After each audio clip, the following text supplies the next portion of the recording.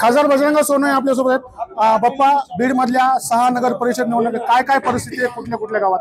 बीड पासून सुरुवात करू। हे बघा, बीड जिल्ह्यामध्ये आता 6 नगरपंचायतच्या निवडणुका आहेत। 6ची 6 मतदारसंघामध्ये आम्ही आमच्या पक्षाच्या वतीने ही निवडणुका लढवत आहोत आणि मतदारसंघामध्ये जी 6 नगर परिषद आहेत तिथल्या चांगल्या पद्धतीचा आम्हाला प्रतिसाद आहे। बीड आमचं 1 नंबरलाच आहे। आता तिथं सगळी बिघाडी झालेली सगळीची, त्याच्यामुळे आम्हाला काही अडचण नाहीये। माजलगावची आमची तीच परिस्थिती स्ट्रॉंग आहे। त्याच्यानंतर धारूरची तीच, परळीची तीच, अंबाजोगाईला आम्ही आघाडी केलेली आहे आणि गेवराईमध्ये सुद्धा आघाडी करतोय। त्याच्यामुळे आमच्या ह्या 4 आम्ही पक्ष सिंबलवर लढतो, तिथं आम्ही चांगल्या पद्धतीने आम्हाला यश मिळेल।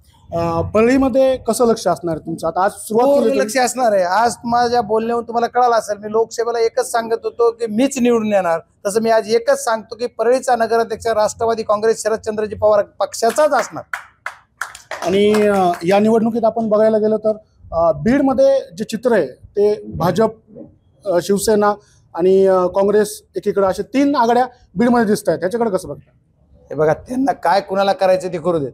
आमच्या पक्षात काही आहे का? आम्ही आमच्या पक्षापुरतं आज बोलणार। प्रचाराचं रणांगण सुरू झाल्यावर त्याच्यावर बोलू। आज आमच्या पक्षाची ताकद तिथं जास्त आहे। मला स्वतःला सुद्धा जवळपास 30,000ची लीड शहरांना दिली, आमदाराला सुद्धा 20,000च्या पुढे लीड शहरांना दिली। ते शहर आम्हाला कसं सोडणार आहे? त्या शहरावरच आमची मदार आहे। आमच्या पक्षाचा पूर्ण बीड जिल्ह्यातल्या बीड शहरावर आमची खूप मदार आहे आणि आम्हाला वर्षानुवर्षे आदरणीय शरदचंद्रजी पवार साहेबाला मानणारं ते शहर आहे। त्याच्यामुळे काही काळजी करायची का नाही। आणि परळी सुद्धा तसं आहे, परळी सुद्धा पवार साहेबाला मानणारच शहर आहे। तुम्ही बघा इतिहास काढून प्रत्येक वेळेस। ठीक आहे, एखादा अपवाद उघडून सोडून देऊ आपण। मागच्या वेळेस सुद्धा जी काय मतं झाली विधानसभेला हे ती बरोबर पवार साहेबाच्या फुटवर। त्याच्यामुळे हा विषय परळीचा सुद्धा आता दूध का दुधावर पाणी का पाणी दिसेल तुम्हाला। आज तुम्ही दीपक देशमुख यांच्या नावाची घोषणा केली आहे, त्यांच्या पत्नींची।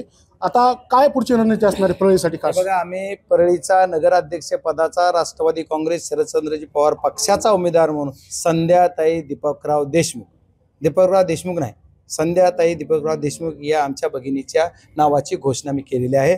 त्या नगराध्यक्षच असतील।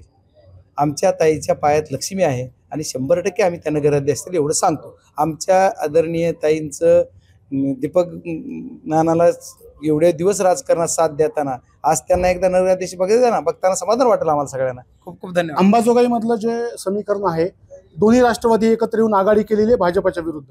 हो, बरोबर आहे ना। आम्ही कुठं म्हणतो भाजपच्या विरुद्ध आणखी म्हणता येत नाही। आता तिथं भाजपच्या बी 2 उमेदवारांनी फॉर्म भरलेत आज।